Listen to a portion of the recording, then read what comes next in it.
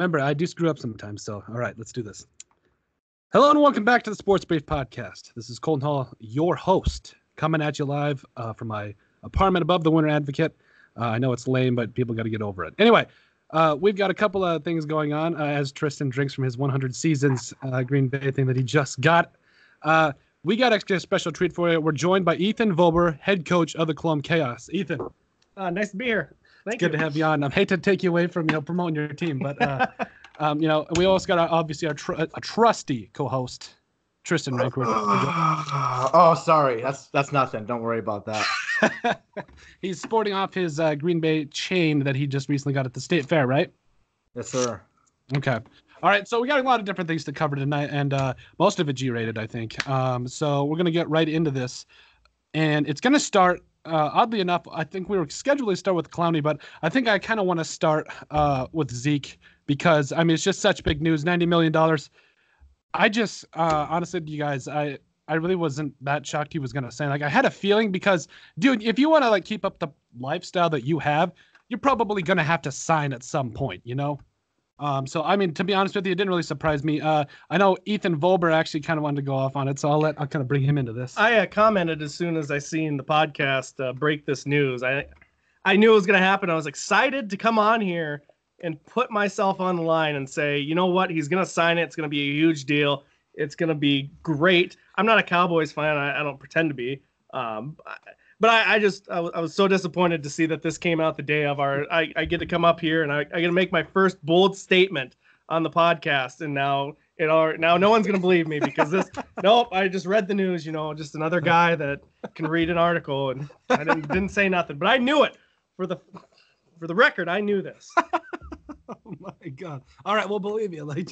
We'll believe you. I know Tristin, you've commented immensely about the whole Zeke situation. What was your take on it? It didn't really surprise me. We all knew he was going to get a huge deal. It was just a matter of when, if it was going to be at the beginning of the season, if he was going to not play for a couple of weeks and get his big deal a few weeks into the season. But, it didn't surprise me. I think he does deserve to be the highest paid back in the league. Mm-hmm. Obviously, Todd Gurley's a very good running back, but I do think Zeke means more to his team than Todd Gurley. Immensely. Take it how you want, but I don't think the Rams, they've obviously shown they can do just fine in the air, not on the ground. So, yeah. I mean, I think Zeke is more valuable to the Cowboys than Gurley is to the Rams. Yeah. But, I'm not doesn't surprise me. I think this is a good thing for running backs all across the league. Alvin Kamara, we know he's only making, I think, $800,000 this next year. Yeah. And not even $1 million. And, like, Barkley, Christian McCaffrey, a lot of good running backs that are going to be really good for their teams. He's paving the way for a lot of those guys to get big contracts too. So I think it's really good for the league. Mm-hmm. Absolutely. It's kind of funny you brought up Alvin Kamara because I'm a guy that sits here and let's be honest, I think I tried to target him on fantasy. I'm part of Ben Connett's fantasy team.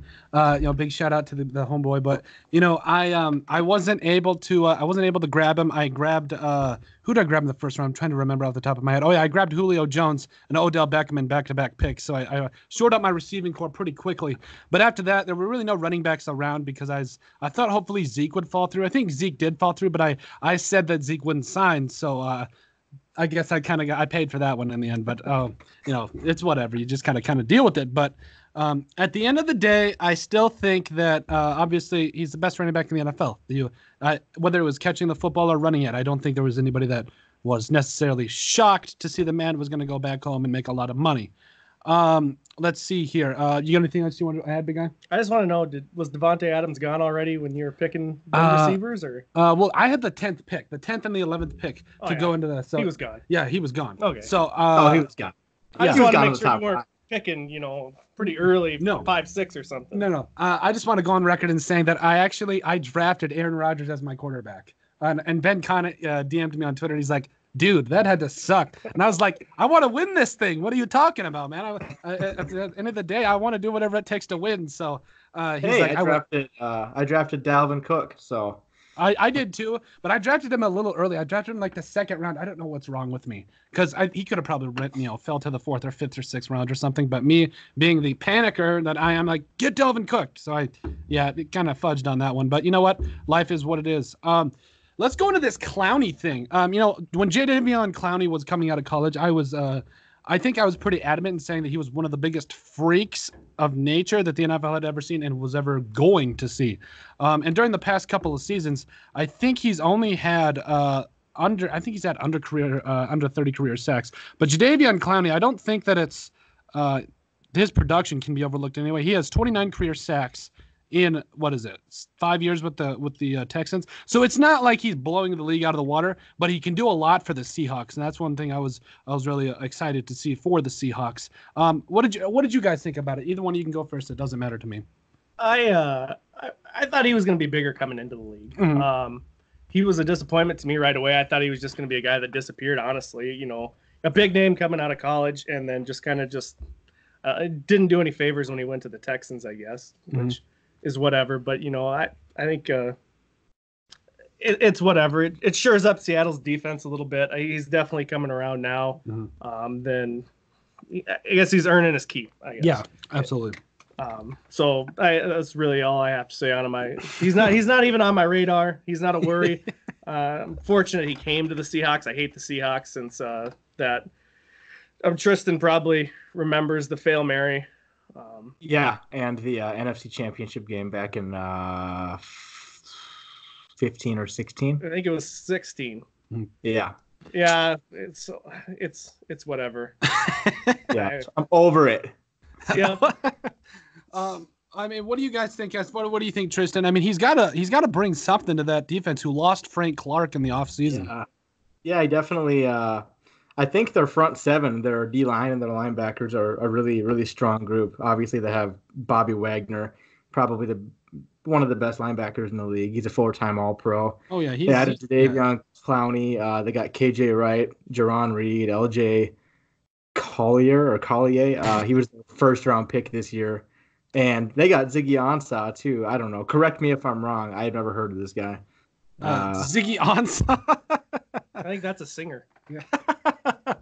I was pretty sure when he was coming out of college, everybody was raving. I think it was Mike Mack was raving about him and the whole, he's like 6'8" and he can run a 4.40. And I was like, my first thought was, okay, nobody ever like really make that guy mad because not only could he physically beat you, you can't outrun him either. So it's like you just don't really make him mad. But I'm sorry, good. I didn't mean to interrupt. Yeah, it's they should have a really good. I would assume Seattle's going to have a very, very solid run defense. Their back end is really a big question still. They don't really have any other star corners and safety anymore, but it'll be interesting. I think he's a solid addition to the group, and they should have. I would say I'd probably give him a top 10 run defense this year. Yeah, definitely. I would agree with that. Isn't Bobby Wagner like 100 years old now? He is, but he still gets like 150 tackles a game, like a year. It's like, how is this happening?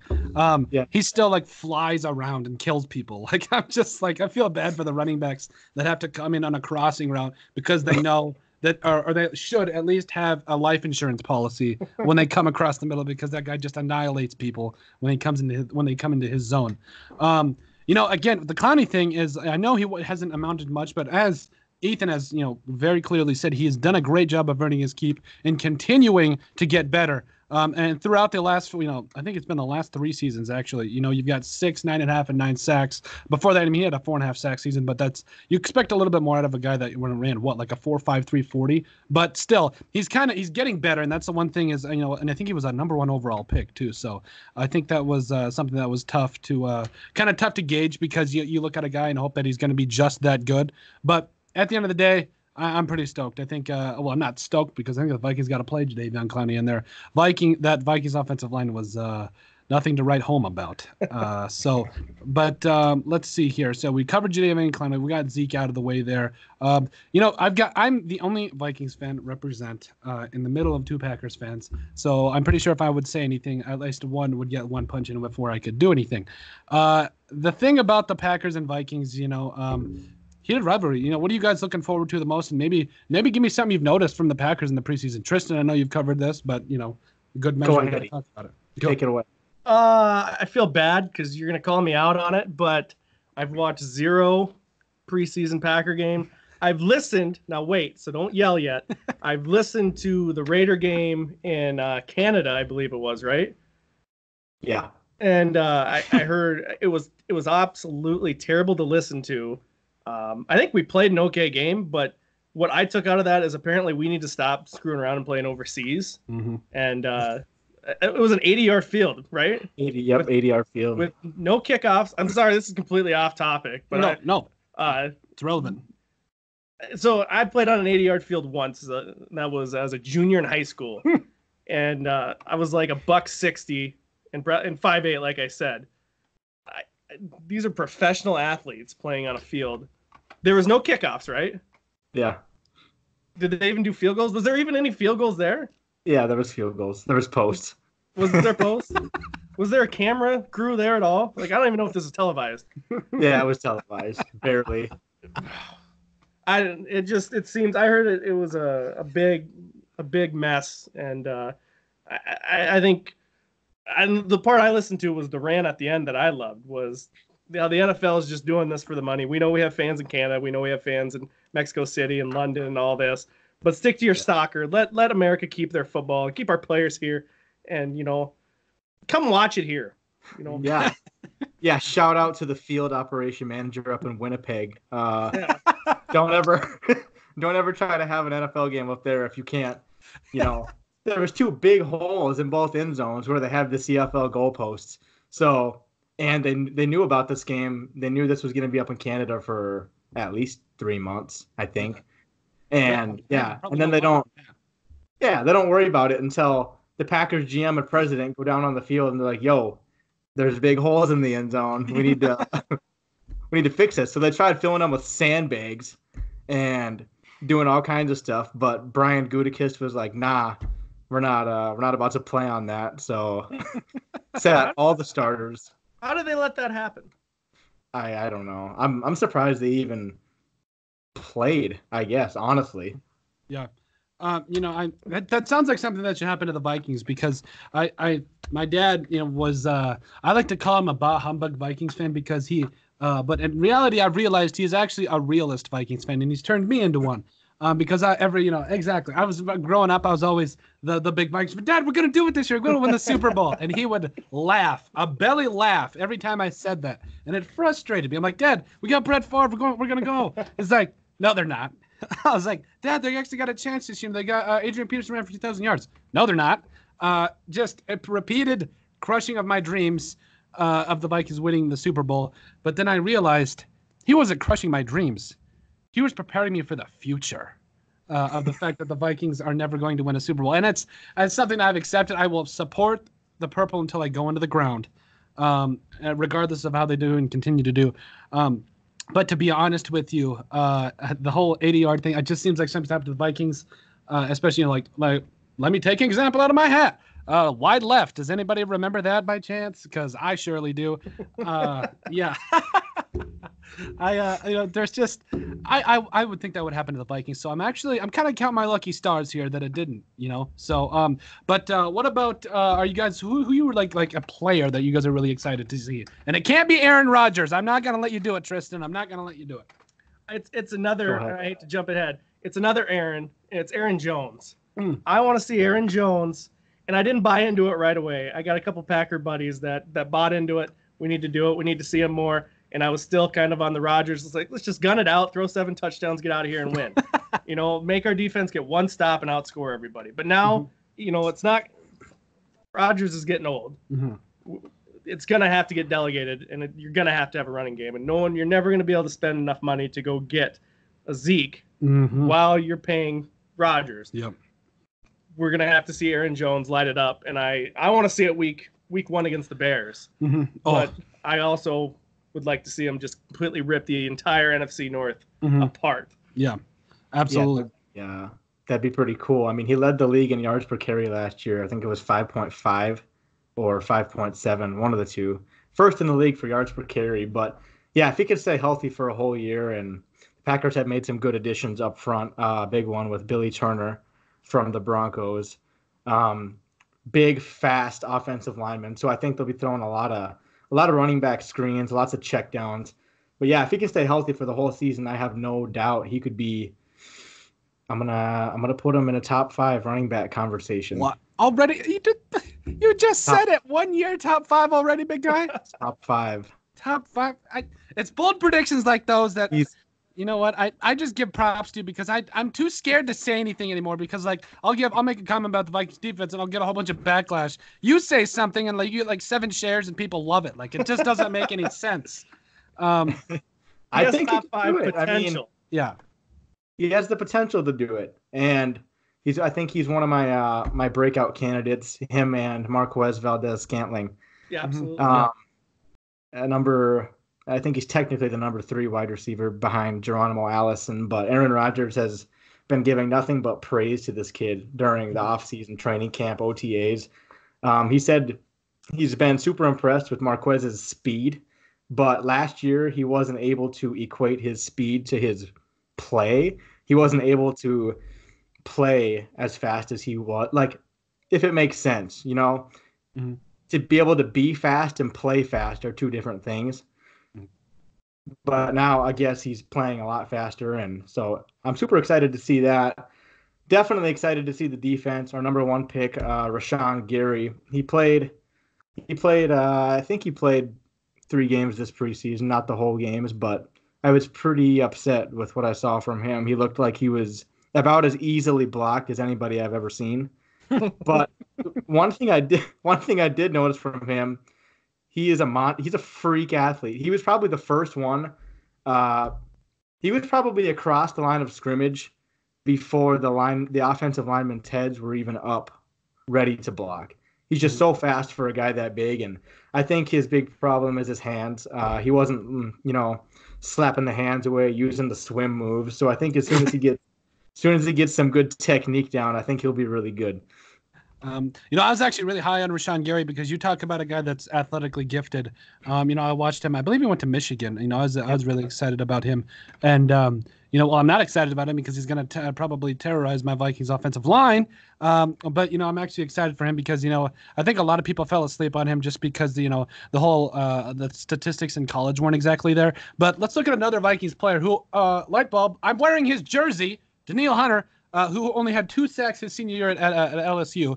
And his first year in the NFL, didn't start a single game, got 6 sacks. The next year, didn't start a single game again and got 12 more sacks. And then he got promoted and got put ahead of Brian Robinson, who I love, by the way.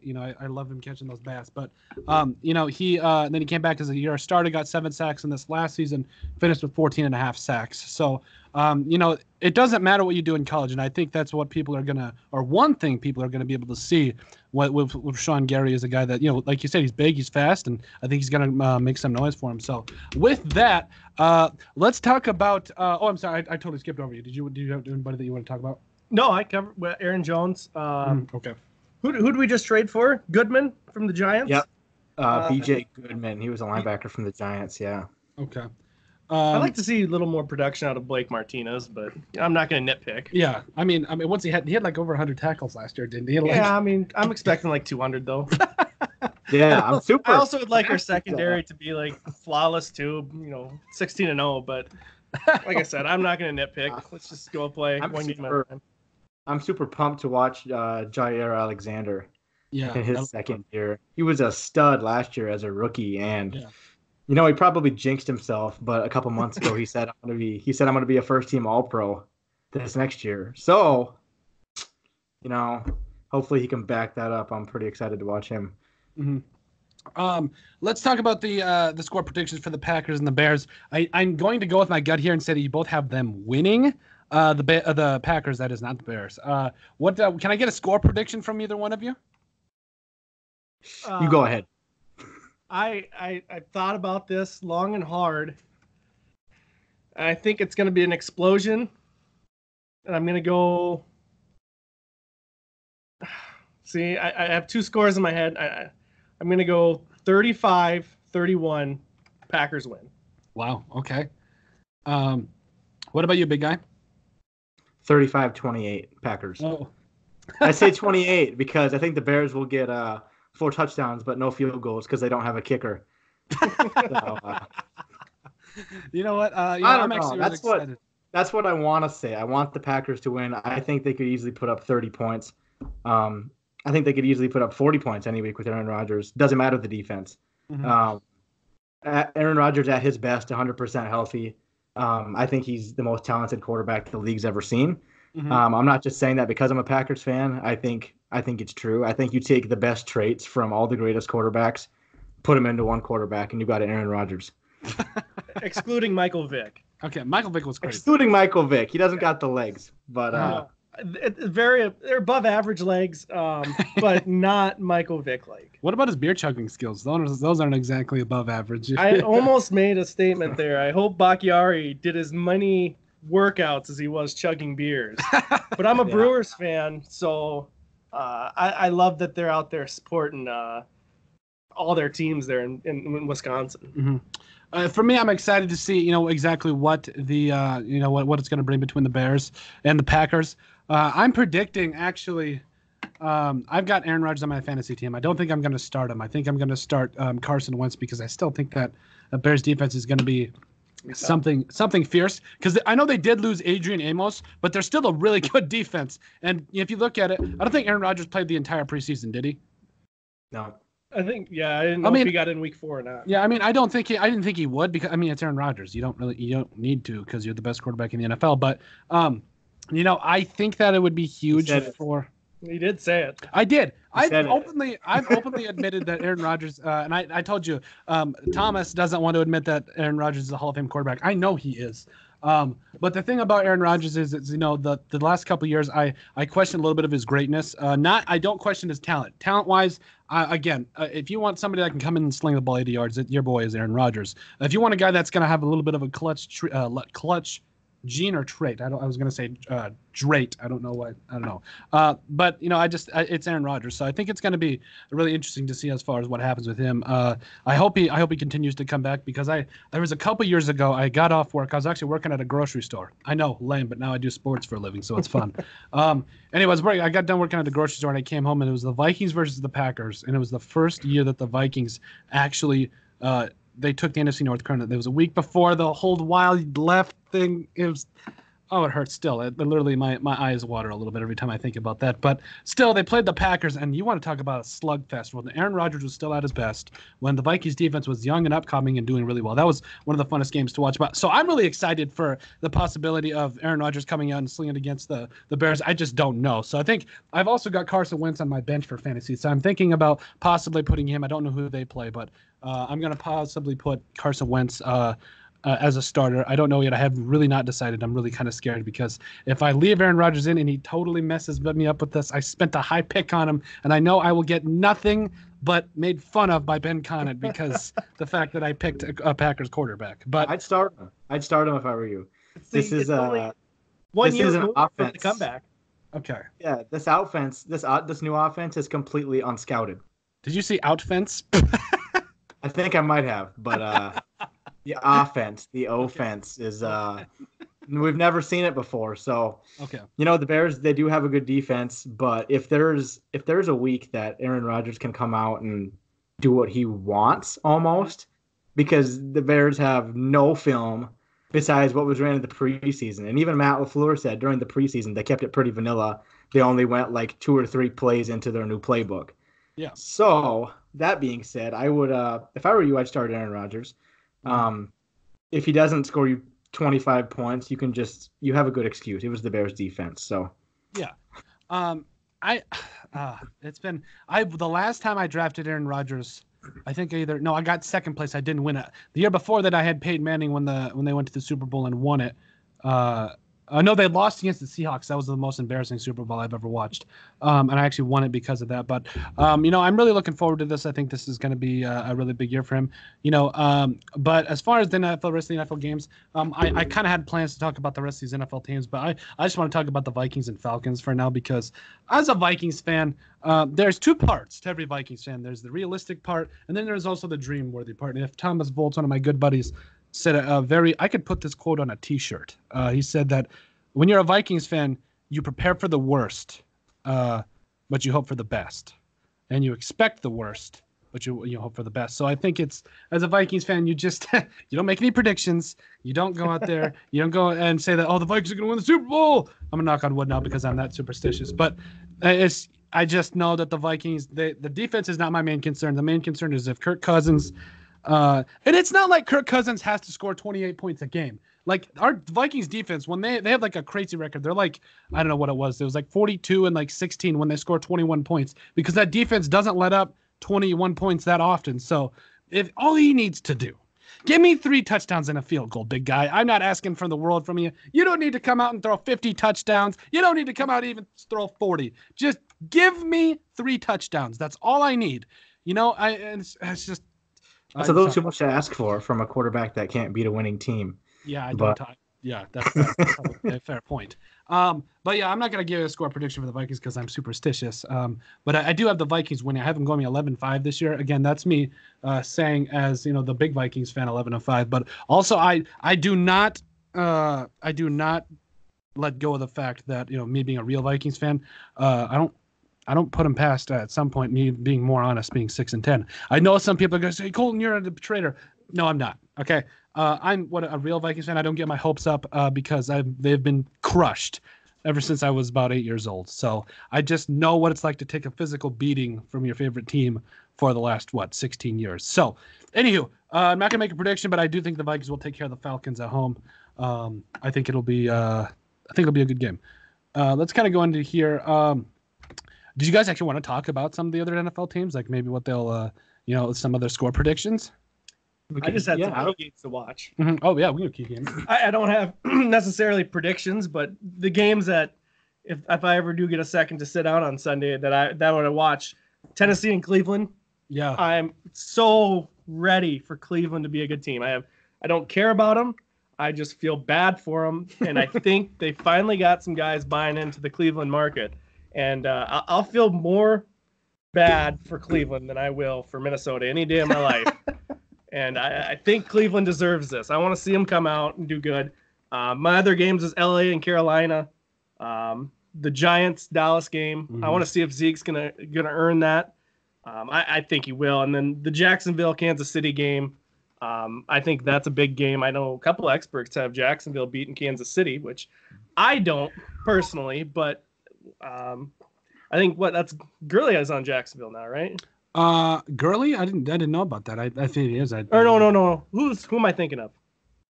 I think we were talking about Gurley earlier. Holy cow! He's a running back, right? Yeah. Leonard Fournette. That's the only really Leonard Fournette. Yeah. I expect him. I haven't heard he's lost a lot of weight, so I'm actually really excited for him to be able to come out and show what he does. Is this true that they also have Rock Thomas? He was a guy that was on the Vikings, and he experienced some problems with staying off the weed, and he couldn't. In other words, he couldn't do it. And he was actually a really good running back. I looked at him. I looked at him a little bit through college. I looked at some of what he could do. He could catch the football. He could run. I even followed him a little bit when he was at Jacksonville State. Not a lot, but I mean, he did some good things. But when he couldn't stay off the weed, then the Vikings got Mike Boone back, and he started turning it up. And Dalvin Cook might actually be healthy. So I mean, he's, I don't think he's going to be able to do anything. I don't know if he's actually on the Jaguars. It says that the Jaguars signed him on August 4th, but I don't know. I wish nothing but the best for the guy. Because did they have Alfred Blue too? Is that probably sounds about right? That was he was relevant 2015 with the Texans as a backup. Yeah. I think I drafted him as a 5th string running back one year, and he got me a point in the losers bracket. yeah, they got Alfred Brew. He played a little bit during the preseason. So hey, you never know. I'm just really excited for Leonard Fournette because I wanted to get him on my other fantasy team. But I drafted running backs too late, and now I forgot who I have. But anyway, I'm excited. Yeah, this is going to be a good year of football. Am I the only one that thinks football took longer this year? Because if I am not the only one, I will eat my words. But it just feels like every year, man, it's tough because you got to be able to balance. You have to find something to do so you don't go nuts, and I don't successfully do that. So. No, I'm excited for this year. I take offense to that as this is what should have taken up most of the summer. But that was only for like a small portion of the summer. I'm talking about the other, like during the draft process, during before the preseason. I loved covering, the Colome Chaos and the Winter Colome Pheasants. It was honestly, if I'm being honest, I didn't cover like a ton of baseball in college. I did a couple stories and wrote a couple of, did a couple of videos too. But I really wasn't, like that baseball inclined. But doing a full summer of baseball, covering amateur baseball was absolutely, it was actually one of the funnest things I've ever done. Maybe that tells you a little bit about my life and what I've, done. But no, honestly, it was really fun. And honestly, baseball is, I know why it's America's pastime now, because baseball is one of those sports, in my opinion, that it can change at any moment. It doesn't matter if it's the ninth inning. It doesn't matter if it's the second inning. Anything can happen at any moment when a player steps up to the plate, and he can absolutely change the game. You were actually the only Chaos player that hit a home run last year. And I'm not gonna lie to you, as a friend, I did not expect that. I was like, I thought Ben Conant would, to be honest. Oh, I thought he would too. I'm not gonna lie. I think that was my first home run since before. That's my first amateur home run. Okay. So I think 6 or 7 years since my last one. So you had a drought? I just bought a little trophy case. It's like one of them home run things, and you can put your balls in there. And I realized I bought like a 12 ball case, and it's like, this is going to take me, I'm going to have to play 50 more years before I get lucky to fill this completely full. Oh my God. I'd never played baseball. I did, I wanted to be like a coach in college, but then I decided to graduate, just say, you know what, I'm going on the real world. I don't need this. And I'd had to take theory of coaching baseball. I learned how to throw sliders and all that jazz, but I did not learn how to bat. I literally threw the bat farther than I hit the ball. Just because I'd never played baseball my entire life. In Custer, we didn't have baseball. It's one of my biggest regrets. But I love baseball now. Like, it's one of the funnest things to cover. But you're hired as a pitching coach now. I'm pitching. Well, I was looking at it, and I can actually, I can kind of teach, because the coach, it was, I'm blanking on who it was, but he's actually the head coach at Dickinson State now. But he kind of taught me of, the whole rotation thing, about how it comes off your finger, and it's actually really cool. But I was, like I said, I love baseball now. It's one of the best things that you can ever, honestly cover. What about you, Tristan? What about NFL games that you're looking at? Was there anything that really stuck out to you, or you're most excited to see? If I'm not watching the Packers, I'll be watching all the Browns games for sure. Yeah. I am all aboard that bandwagon. If Aaron Rodgers decides to pull an Andrew Luck and call it quits early, then I'll get some Browns jerseys maybe. But but no, I'm super excited to watch them. I'm bought in. I think they I don't know. I think I did a little record prediction earlier. I wrote it down. I think I put them at like 10-6, which I thought was, I don't think that's too generous, but I think it's really doable for them, and I think they can make the playoffs at 10-6, especially in the AFC, because the AFC is kind of trash. But with the exception of the Chiefs, but there's one game on my calendar that I am super excited for. Week 8. I think it could potentially be a Super Bowl preview. Green Bay at Kansas City. Ooh. Sunday Night Football. I'll actually be there. I got tickets. Oh, righteous. Super stoked. Yeah, and I mean, Rodgers and the offense, the offense doesn't even matter. Forget that. If Rodgers can stay healthy, Green Bay's a Super Bowl contender every year. That's no secret. Mm-hmm. I'm looking forward to that, but I will be watching all the Browns games as well. Mm-hmm. It's kind of funny. I'm looking at my fantasy team, and I see 4 of my players are on questionable right now. Like, come on. I got Chris Carson and Phillip Lindsay at running back, Julio Jones and Odell at my receivers, and Evan Ingram as my tight end. Give me a break. Can I catch a break as a Viking? I don't know. Anyway, I guess we'll go into it. But no, I'm excited to see the Browns in action. I think that the Browns are going to be one of those teams. There's only going to be 2 versions of the team. They remind me a lot of the 2009 Vikings. I know I'm a Vikings fan, so I'm probably only going to ever compare any team to the Vikings. 2009 the Vikings brought in Brett Favre, and I didn't know how to take it at first. I thought maybe they'll go 8-8. They got a good running game. The year before they went 10-6 actually, so I was actually expecting them to the playoffs again. And their defense didn't get any worse. Adrian Peterson was still best running back in the league, and then they brought in Brett Favre. Do you want to talk about the ultimate letdown? We made it to the NFC Championship game. I cried for 2 weeks after Brett Favre threw that interception. I'm a grown man. I'm not afraid to admit that. But I cried for 2 weeks after that. So if I'm going to compare the Browns to any team, it's going to be the 2009 Vikings. And here's why. I think that they legitimately have a shot to beat any team in the NFL now. The question is, are they going to do it? And I don't know. I'm not an NFL expert yet. I haven't been around the NFL games a whole lot. I only went to my first 2 Vikings games last year, but I still think it's going to be really cool, really fun to see because they're going to be a fun team. Did you watch like the first drive of Baker Mayfield in that offense? They're fast. Yep. They get the ball out quick. So getting a sack on these guys is going to be really tough, and that's something that defenses really have to do if you want to put the Browns in a position to lose. You got to get to the quarterback. You got to get to Baker Mayfield, and then their defense is also stepping up. So I absolutely agree with you guys. They're going to be a really fun thing to watch there. I'm also. This is going to be kind of a show. There's 2 other teams I'm actually kind of excited to talk about. The Redskins and the Colts. Now, the Redskins, because I'm a diehard Minnesota Vikings fan, and I love Adrian Peterson. I don't care how many kids he's beaten. I absolutely love Adrian Peterson. I've loved him ever since. I'll never forget it. It was back in 2007. They were playing the Atlanta Falcons. Tavares Jackson. And if you don't know who Tavares Jackson is, it's because he wasn't that good of an NFL quarterback. He threw out a swing past Adrian Peterson in the flat, and this dude went 60 yards for a touchdown. And ever since then, I followed his career. I followed where he went. I followed how many rushing yards he had. He had 1,000. Ethan, you can look at my computer now. I don't have any Viking stats open. He had 1,341 rushing yards in his rookie year, 12 touchdowns, 19 catches for 268 yards. The dude balled out. He came back next year and ran for over 1,760 yards on 348 carries.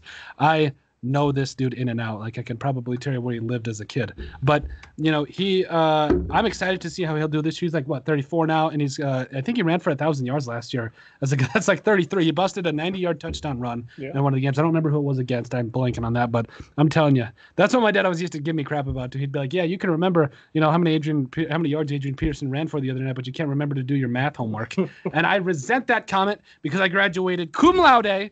And I'm somewhat smart. I'm not a total Nimrod. So, and then the Colts as well. I think there's a lot of questions surrounding Andrew Luck and his whole bravado that he's going to give off this season. So I think it's going to be interesting. I think you're going to look at a guy like Jacoby Brissett. And I told you this on the last podcast. Jacoby Brissett doesn't need to do anything special. His defense is getting better. His offensive line is pretty good. I think they got Marlon Mack in the backfield or something like that. Marlon Brown, I don't remember his name. He's a good running back. He showed me against the Texans last year that he can run the ball pretty effectively. So if I'm the Colts head coach, I think it's Chuck Pagano. Yep.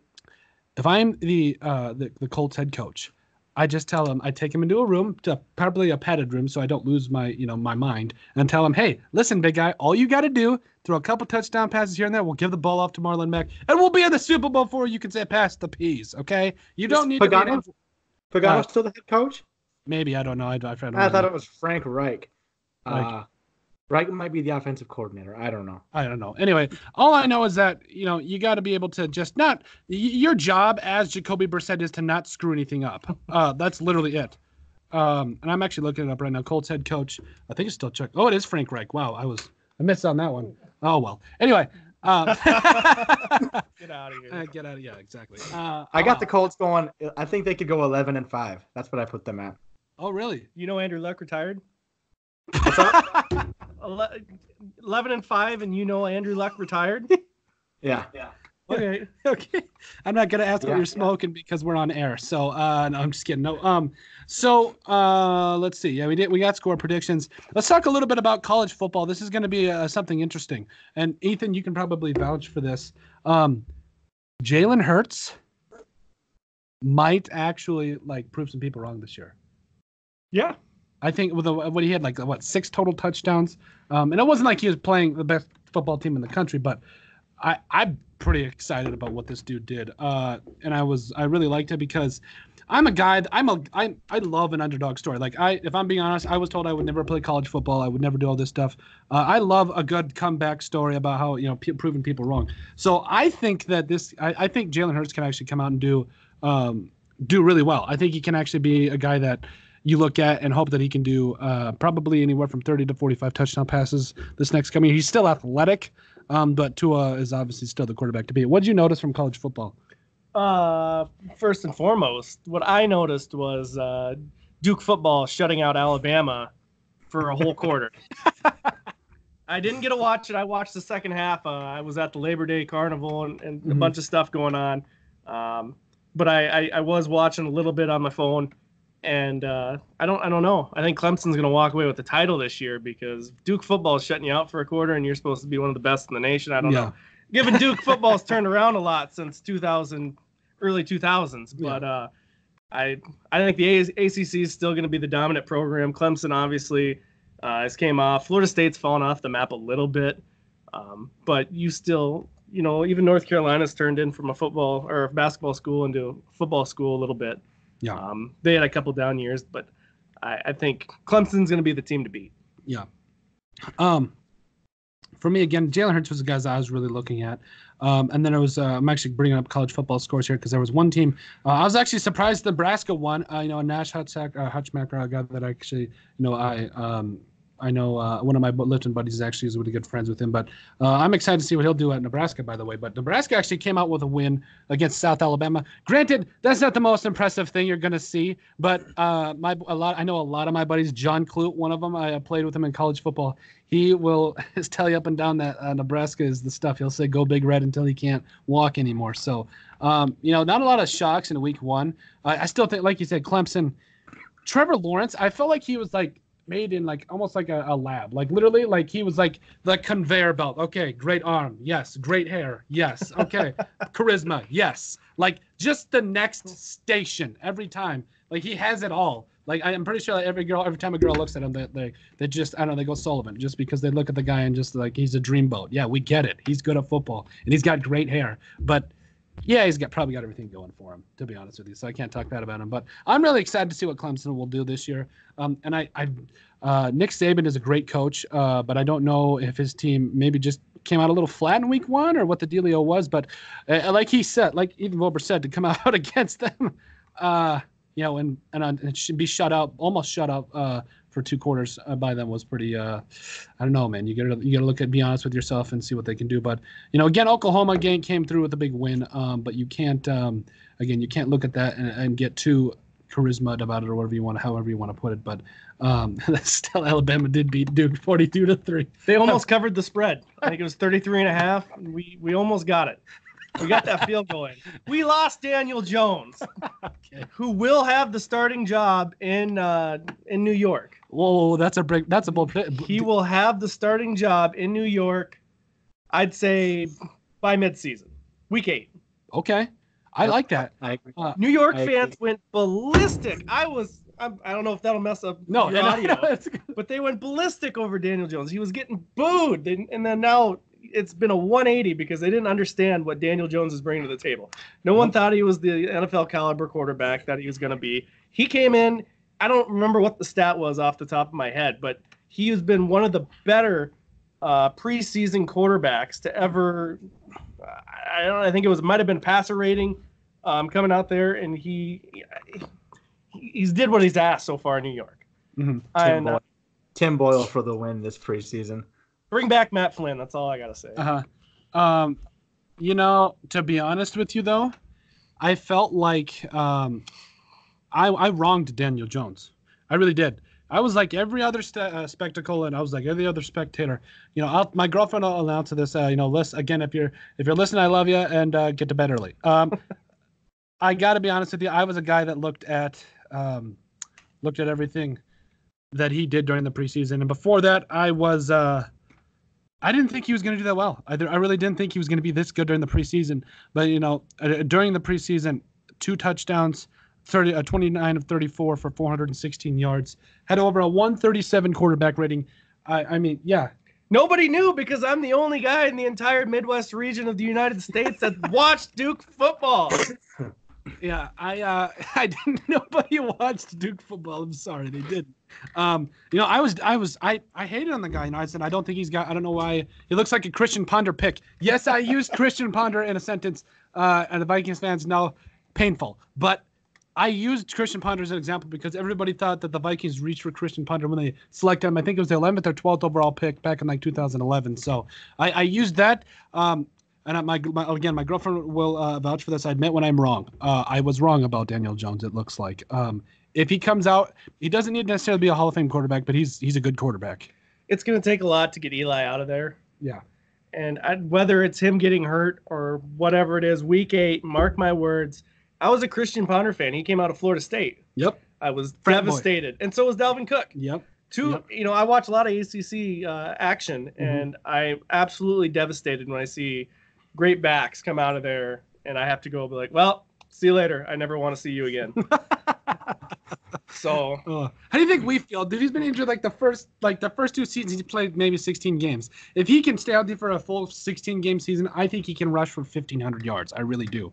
I think that's how much of a talent he is. Like, and maybe you've watched a little bit of him. Is it just me, or does his legs never stop? Like, literally, his legs, there'll be 4 guys on him, and he's still keeping his legs moving. Like, I don't know. It's just something I've noticed. But absolutely insane. He's a heck of an athlete. His legs are like tree trunks. Not as good as Saquon, so we'll give that. We'll preface that by saying that. But I still think that again, this is gonna be a fun year. I'm just so excited football's here. Like, I remember waking up during the summer a couple mornings and waking up and looking at the sunrise. I'd just be like, just trying to gather my thoughts because football wasn't here yet, but it is here now. So I can calm down a little bit. And it's something that it just took too long. I think, I don't remember who said this. I think my dad said it. God has got a sixth sense of humor sometimes because he gives you the draft, he gives you the preseason, he gives you all these fake signings and everything until finally football season comes here, and then you're happy to be here. But no, I think that's we kind of covered everything as far as college football. I mean, big game next week. Texas A&M goes to Clemson. I believe it's in Clemson. Number 12, number 1. Okay. Also, watch big upset. USD Coyotes gonna take down number 4 Oklahoma Sooners. Oh my God. They might cover the spread of 1,000 points. You think Jalen Hurts isn't gonna throw 8 touchdowns against that USD squad? It's because they don't have their dome this year. Is it? Wait, is USD? Is it at USD? No. No. I wish. I was like, I'd go to that. Yeah, Tristan's gonna get his opportunity to watch a little bit of Jalen Hurts, throw all over the USD squad. I'm kidding. I don't know what's gonna happen, but why would you schedule a game against Oklahoma? Like, I don't know what you're thinking. They played Duke in basketball last year. Again, I know I saw that too, and I was just like, I actually got old football coach Andy Carter. You played for him too at PC. I think he's up at USD right now, and I think he's doing assistant athletic director or something like that. Big shout out to him. But that's gonna be a big game. I didn't know that. I'm not the biggest college football fan, so I'll look out for that score, because if it gets to triple digits, I'll stop caring about it. But I think upset alert. Upset alert. A big shout out to the Pac-12 because that's what makes my nights worth staying up. When you go to bed, and I work at the jail here in town sometimes, and I get off 10 o'clock, and you go lift. And especially basketball, but sometimes football, Pac-12 is always there when you're tired, mad, and you're just laying in bed and you don't want to do anything. It's like, yes, the Pac-12 saves me. Yeah. I can't listen to Bill Walton, though. I can't stand Bill Walton, so I have to watch Pac-12 basketball on mute. Okay. All right. There's a couple times like his voice, like they'll hit a 3, he'd be like, hey, it's a 3. Like, sometimes I like it, but like most of the time when I'm watching Duke basketball, I'm an avid Duke fan. I'm not the biggest Duke fan to ever come out, but I mean, I've watched him ever since probably 12 years old, probably about those John Shire, Kyle Singler days. That's when I really started, because my dad's like, Duke is it was my stepdad at the time. Duke is the team to watch. So I watched so he wouldn't beat me. No, I'm just kidding. I'm kidding. No, I started watching Duke, and they're just a fun. It's Duke. Obviously it's one of the best countries. But do you think, or one of the best countries, one of the best basketball programs in the country? Do you think that they got to win nationally, a natty this year to kind of, I don't know, like make Coach K's his legacy not be so awful? I don't think they don't need to win. I think Coach K's legacy is far past what Duke basketball has created. Gold medalist, I think maybe twice. Yeah. I know one for sure, maybe twice. He's turned down numerous offers from the Lakers, thank goodness. That's my team. I love the Lakers. Come on. I think what he's done just as a human cements what his legacy is, I'll remember, I dig a little bit deeper into Duke basketball, but I'll remember, the championships are great, but what he does for the program itself and basketball in general is much bigger than what his legacy will probably show and what people remember. But it'd be nice if he can get like 3 or 4 more championships before he's gone. he's been there for like what 28 years. Oh yeah, it's been a long time. 100 and he's been there for over a fourth of the history of Duke basketball, which is insane. You can't see that anymore. Absolutely. So he has a good 10 years left in him. I think it would be nice. I think the Jones kid's going to need a title to justify his staying back. Yeah. Which will only, it's going to prep him a little bit better for the NBA and everything. But I'm sad that we went to the one and done system, unfortunately. But you have to buy in because Calipari did it. So yeah. So 4 titles though. I mean, that's a lot of titles. In 10 years, he's like 60. I think he can do it. Okay, if I was in his position, I'd get maybe 1-2 more titles, and I am gonzo. I am by my own island, and I'm never talking to anybody ever again. Like, I am gonna go fish for the rest of my life, not care what anybody says about me, and I'm the winningest basketball coach in all of college basketball. Like, I don't need to say anything else because I'm Coach K. I might though. This might be a little extreme. I would get if I was Coach K. I'd get like a gigantic. I'd either get it be either a tattoo or an iron, like get a brand and just put the K on my chest. I don't know. Probably a tattoo just because of Coach K. That way they can identify the body, when I do pass away. But, I mean, it's Coach K. You don't really need to say anything else. But, no. I was trying to figure out when his last contract. I thought he just signed. They should recite it. I thought he just signed one a year ago. I want to say for 5 years, but I can't say for sure, and I can't find it. But I know it was a pretty big contract. So I hope he's another contract extension. Seal it. I don't know what I'll do without Coach K. Tristin, man, what are you excited for most this year as far as sports goes? I'm not a big college football guy, unfortunately. How are you guys this big NFL players and you don't? Oh. Okay, college football is true football. I watch it. I mean, I played college football. I was lucky enough to play college football. You did too, but I made sure that I watched a little bit of it. I keep up. I'm not a noob. I keep up with the news. I watch some highlights, but I don't go out there and watch every game. This is something I noticed with the Colome Cowboys too. Is every fan. It's like fight or die. Like, you go to every game, you support everything just because it's just how it is down here. That's all you got is football, baseball, your sports, supporting your high school teams and everything. I don't go to every game. I don't watch every game about college football. I don't, just because my schedule is absolutely swamped. But I do what I can, and like I said though, I'm not like so focused on college. like creepily fascinated with college football. Hopefully that doesn't get made into like a meme or something. That would be awful. Yeah, I'm the same. I see the news headlines. I watch the highlights from some big games. Like, I watched the Oklahoma highlights, and I hope Jalen Hurts wins the Heisman. I really hope he does. It'd be incredible to see Baker, Kyler, and then Jalen Hurts win 3 straight years. I would probably try to get myself in shape and go play quarterback for Oklahoma because I could probably win the Heisman.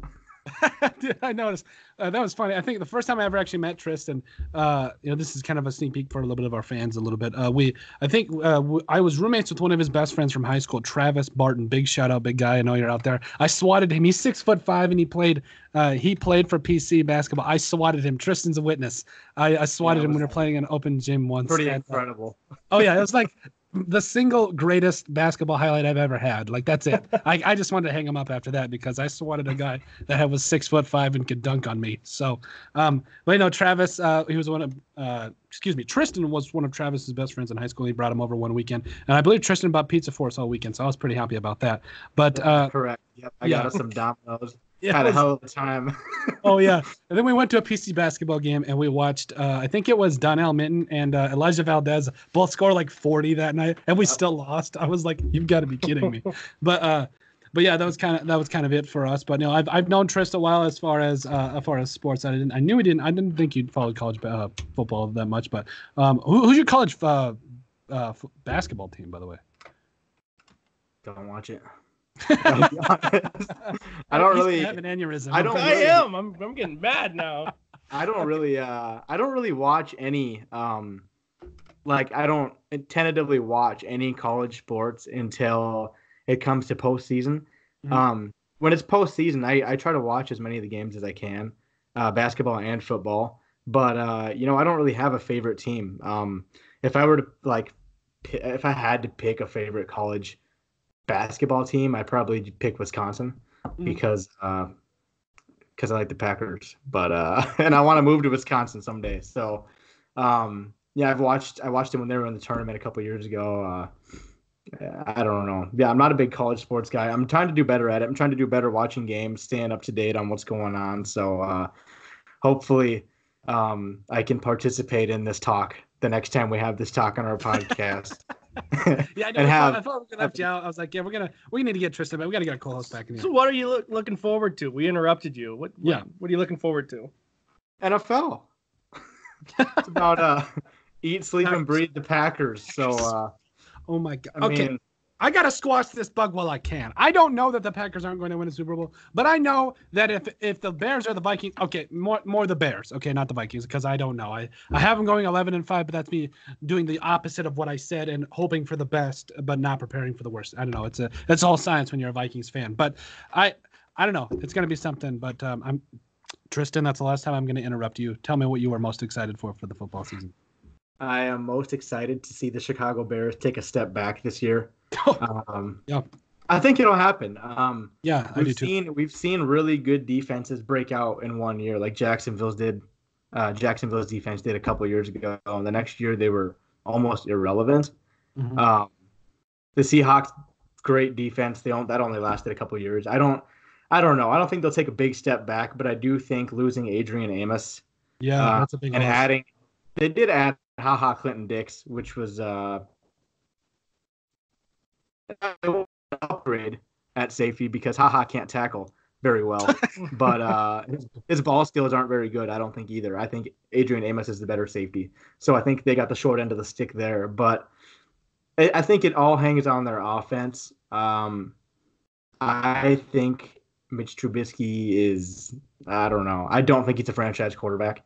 I'm not sold on him. I don't think he's gonna be good enough to take Chicago very deep into the playoffs ever. Yep. But that's just what I think about Mitch Trubisky. I don't think he's very good. He can't throw to his left. That's a pretty well-known fact. So I don't know. I'm most excited to. Speaking about the Packers, like I'm most excited this year to see how, especially tomorrow night, to see how Aaron Rodgers and Matt LaFleur interact with each other, going in and out of the huddle, just to see how their communication looks. Because for the last 10 years, you would see Mike McCarthy calling a play. You'd see Aaron Rodgers give him a glare, like, really? That one? Like, we ran this one the last 3rd and 10 for the last 5 years. But all right, we'll run it. So, and then after the play, you would see Rodgers screaming at Mike McCarthy. So, so far, the route is Rodgers, great ratio. He even referred to them as good friends. So, I don't know if that's going to be a good thing or a bad thing because friends fight more than colleagues do. Yeah, probably. It could be either really good or really bad. I'm just excited to see how it all unfolds. I think Aaron Rodgers has a lot more wisdom of the game than Matt LaFleur does. Yeah. But yeah, I'm super excited to see this season. I'm also super excited to watch the Eagles. Yeah. Carson Wentz better not make me regret it in fantasy. That's all I'm saying. No, I got him on my bench. I have him on my bench, actually. I got pretty greedy and drafted Patrick Mahomes in the 3rd round, I think, just so I could get him. And then I got Carson Wentz in like the 6th or 7th round. But yeah, I really, really hope he can stay healthy. He's been injured. I think he's been in the league for 4 years. He's been hurt every year. Yeah. And the only time he was 100% healthy, he only played 13 games and probably should have still won the MVP of the league. Yeah. Yep. So yeah, super excited to watch the Eagles. I think they have the best roster in the NFL. Yeah. Yeah, very excited. It's going to be a very fun year. I think there's going to be a lot of teams that are looking at an 11-5 or better record this year. Mm-hmm. I think the NFC. There was actually, I'm trying to look it up, but I played with a guy that his name was Jay Liggins. He was a part of the Eagles squad. And I'm trying to see if they actually released him because he was a guy that actually did really well. And I'll never forget. And this is at PC. There was one guy, Logan Weiser, who scored all of our points. He was the dude, and he got mossed by Jay Liggins, who went to sign with the Eagles. I will never forget that. It happened right in front of me. Like I was getting ready to go on defense because I felt like we're going to go 3 and out. No offense to our PC offense, but you guys didn't score that game, so I can say that. Literally happened right in front of me. He jumps up, mosses it with 3 fingers, and comes down with it. I look at one of my buddies to the right, and I was like, well, I guess we're up. And I went on the defense, and they wanted to score the next play. And I just couldn't believe it. It was absolutely incredible. I'll never forget that play as long as I live. And I think he made it. I'm not sure. I hope he did. I think that would be really cool. I think it's looking like he did. Oh wait, maybe nope. They said they waived him. Still, dude played in the NFL, and he's they waived him, but still, I get to say that I played against him. I actually got to go to the NFL. But anyway, no, again, really excited about the NFL season this year. Thank you guys for joining us. Did you guys have anything else you want to add? I got 2 things, Tristan. I want to ask you, how do you feel about Mike Daniels leaving? Mike Daniels? Yeah. It didn't really surprise me, honestly. I loved Mike Daniels, so I'm kind of mad about it. I loved him too. He was actually my dad's favorite player, I think, besides Aaron Rodgers. But when you look at Mike Pettine's scheme and the guys that it's looking like he likes to keep, it's not big bowling ball guys like Mike Daniels. It's really versatile, more athletic linebacker types, like Lancaster, Dean Lowry. They're not very big guys. So Mike Daniels, he didn't really seem like a guy who could move around a lot, very athletic. He could just look like a guy that would plug a hole in the middle, which is I don't think it fits Pettine's scheme at all. So I mean, Pettine. Yeah, I don't know. I really don't know, honestly. Yeah. Daniels would have definitely been a misfit in Mike Pettine's defensive scheme because he's so much different than all the other defensive linemen we have. Besides Montravius Adams, that dude's massive. But it didn't surprise me, and he seemed like I thought he was going to be a Packer for life. So it really shocked me, and I'm kind of sad he went to Detroit. I don't really want him sacking A-Rod 2 times a year. We need to keep him clean, or else he's going to get hurt every he takes. Yeah, but I think it's best for our scheme. Yeah. What was your other question? I didn't have a question. I just wanted to go on record. This is in recording. We're going to go 7-3 into the bye week 11. Oh my gosh. With losses to Philadelphia, Kansas City, LA, unfortunately. I don't want to lose it all. We're going to go 11-5, roll into the playoffs. Okay. Apparently everyone's going 11-5 this year, and I'm okay with it. But I just wanted that. That's not bad. Actually, I put him at 12-4. I just wanted it on the record. Okay. All right. On the record, I put him at 12-4. I think they'll lose to the Cowboys in Week 5, even though Aaron Rodgers literally owns Jerry World every time he plays there. I think he might actually finally lose a game there. They'll probably lose to the Chiefs in Week 8. I also think they'll lose to the Chargers in Week 9. And I think even though the Packers will beat the Bears tomorrow night, I think the Bears will beat the Packers in Week 16 in Lambeau. Yeah. You know what? I think that's enough for now. I appreciate you guys. You guys got a lot of great predictions in there, and we'll definitely go ahead and we'll cut those out just to make sure that you guys can get those out, and I don't want you guys to be snubbed in any way. But Ethan, man, it's been great to have you on. Definitely always welcome to come back on. It's really fun. You can follow Vobr. Make sure to follow the Colome Chaos on Twitter. He's representing here again today. What can I follow you at on Twitter? I think it's Evobs40. Mm-hmm, yeah. Go ahead and make sure to give him a follow. We're actually coming with our T-shirts pretty soon. Tristan did a great job of designing those. We got a lot of votes, a lot of feedback on those, so we'll be getting those out. And I'm happy to say you'll be getting a free T-shirt because you're on the show. I think it's going to be free. Yeah, yours. Is free. Yeah. Come on. Bet. But nope, we got to thank everybody again for joining us. Great show. Just got a lot of great knowledge here. So with that, I'm just say good night and thanks everybody for joining us.